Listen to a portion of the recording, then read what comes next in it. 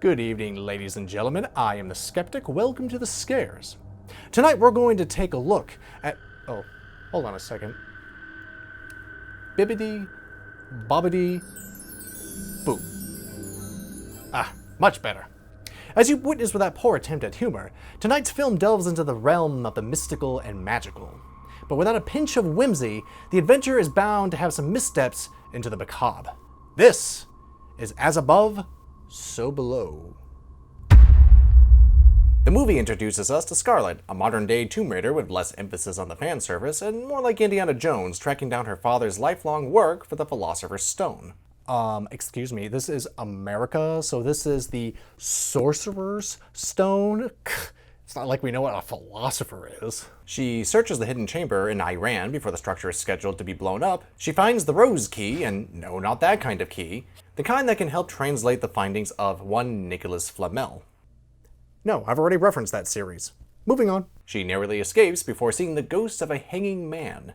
Spooky. Enjoy it for now, because there's no more scary bits for the next half an hour. Just enjoy this National Treasure-inspired adventure, minus the Nicolas Cage. She then visits her old flame, George, played by that whiny guy from Superstore. Okay, fine, I'll do it. I'll help you translate. But that's it. That's not it. It's never just it. Withdraw. Along with her cameraman Benji, they go into a museum where they translate the headstone of Flamel via secret fiery secret of awesomeness and figure out that they need to go below the tomb 741 feet because alchemists believe the devil's number was, in fact, 741. What, you thought the number was 666? What are you a bunch of noobs? Though the real number is 999, as in 1999, which was the year that Arnold Schwarzenegger movie came out, End of Days, where, in the plot, 1999 was the year the devil was going to come with the Antichrist, and I'm already getting bored with his explanations. Let's move on. And don't you love it when translation always somehow rhymes? Winged vulture leads the way with brightest light in darkest day. What a coinkydink. And so they figure out they need to go through the famous Paris Catacombs. To give you guys a briefing of the history... We already know about that. We're not stupid. Well, I am, so listen up. The Paris Catacombs are underground ossuaries which hold the remains of more than 6 billion people, which was created as part of the effort to eliminate the city's overflowing cemeteries. They were built in 1774 after a series of gruesome cemetery quarter basement wall collapses. It became a vast network of tunnels extending south from the Barrière de l'Enfer, or Gate of Hell, and is now a popular tourist spot today. Sounds like a good spot for a horror flick to me. She calls upon the help of some locals, Papillon, his girlfriend Soshi, and Zed, to tour them to a secret tunnel that'll lead them to the treasure as well as the stone. George doesn't want to come, but some security forces them down to the secret tunnel, forcing all available main characters onto our adventure. They pass by a cult recording a horror soundtrack.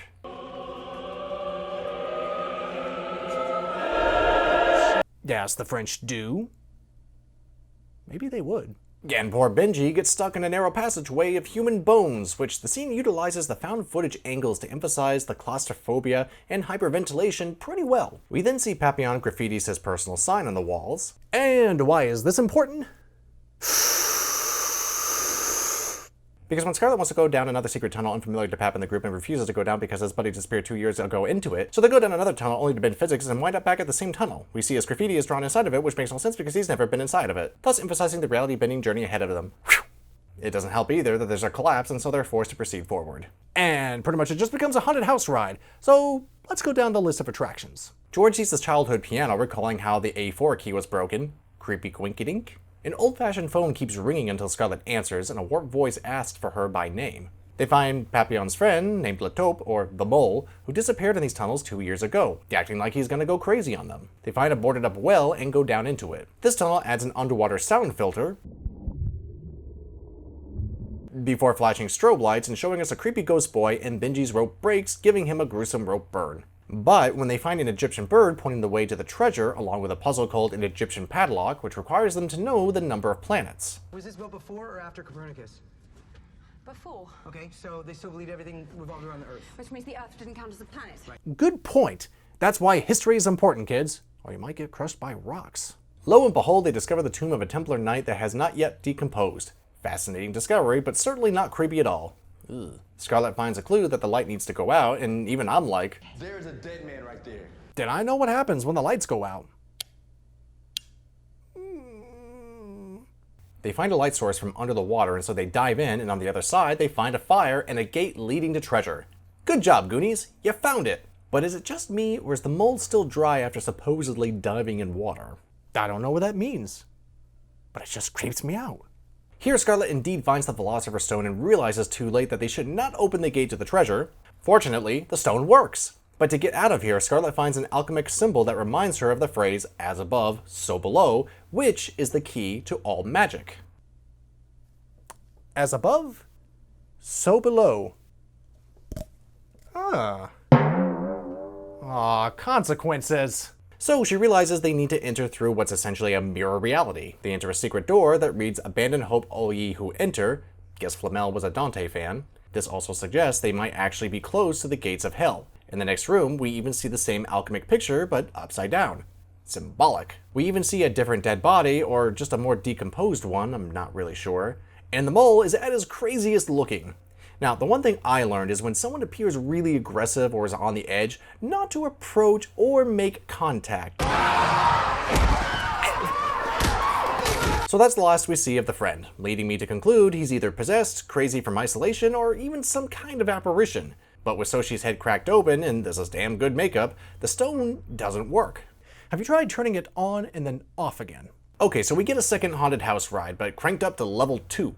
We have a disappearing noose, we have a cult lady with her baby scream into the mirror and throw Benji down the well. Farewell, tropey black guy death. Oh wait, Zed might be black too. Farewell, tropey African American death. George sees his drowning little brother and some water under the bones. They see a car on fire with one of Papillon's old friends, which pulls him in psychically and pulls a poltergeist, leaving Pap's feet looking like an anime character landed on the ground in comical fashion. And for some reason, they stole his shoes too. Then we see wizards, an empty chair, and a wizard in an empty chair. Oh, the horror. I can't bear to watch. And stone golem demon things. What? I guess because of the whole Hell's Gate means they might actually literally be close to hell. Yet apparently the computer lab. George gets bitten by one of the stone demons, but the Philosopher's Stone won't work again. Scarlet panics, but George murmurs vitriol, which makes her realize the stone itself is also a trap. She has to return to find the real one. But then why did it work before? So then we get this point of view run, with her going by some hands and blood grabbing at her. Oh, they took her shoes too. Pushing those stone demons out of the way. Yeah, go left. Left, right. And even seeing mouths on the floor. Ew. She even sees the same hanging man from before, revealing it's her dad who had committed suicide years ago and that the phone call was a symbol of her guilt for not answering the night of his death.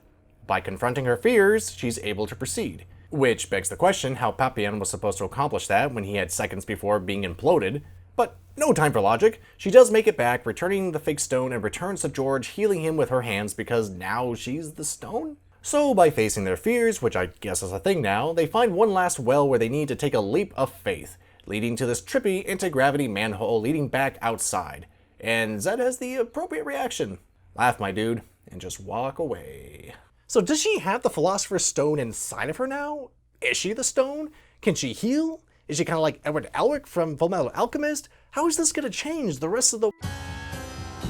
Well, yeah, I didn't need to know. It's fine. It's okay. But wow, that was trippy. I always love my reality-bending type horror flicks, just like Grave Encounters. The film is a split between historical adventure and supernatural horror, which is a nice blend I'd love to see more of. Though I will say the horror is not as subtle as I think the filmmakers wanted it to be. Instead of a psychological conquering of one's fear, which they seem to change their mind about later on, it's really about ghosts and demons, it seems. Which was still fun, I just felt like it didn't match the first half of the film. But the real question is, was it still scary? Let's break it down. You might not have noticed this cult lady who appears throughout the film, but this lady in fact appears 3 times. First at a party where we meet Papillon, then she's with a group of cultists we see singing, and then lastly she holds a baby and screams at Benji before pushing him down the well, making for a nice jump scare. Now, what does that mean? What's her deal? I don't know, but it's that ambiguity that makes her story even creepier. She could be a ghost, maybe one of the demons, but then why is she outside the catacombs? I theorized it was more of a Call of Cthulhu type deal, where the madness begins just by researching the taboo subject. Even the cult she belongs to is a mystery. Their music certainly adds to the creep factor. Found footage has been done well before, and then again, not so much. But here is perfect for the setting. Having found footage in an underground enclosed space adds to the claustrophobia, where we can hear our characters breathing hard, show us intimate angles, but I will admit it's weird how characters hold cameras sometimes, like they're running in fear while taking a selfie. With the power of found footage, it's easier to edit physics-breaking environments. It's always fun to watch characters have made impossible circles. Even the mirror reality adds a mysticism to the world as well. The best part too is all of this is recorded so we know it's not all in their heads. Another power of the found footage genre. They established early on that the mole disappeared in these depths 2 years ago, which is already a creepy foreshadowing for the fates of our characters. If they had just found his body, that would have been unnerving enough. But since this is magic, and possibly close to hell, the fact that he appears, still alive and acting unhinged, makes his presence a mystery. When they dive in the water, he isn't wet, as if he's only appearing just for them. And when they enter the mirror world, his mental state breaks. All of this begs the question if he's actually there, or even himself. After he attacks Soshi, we never see him again, like he now belongs to the realm.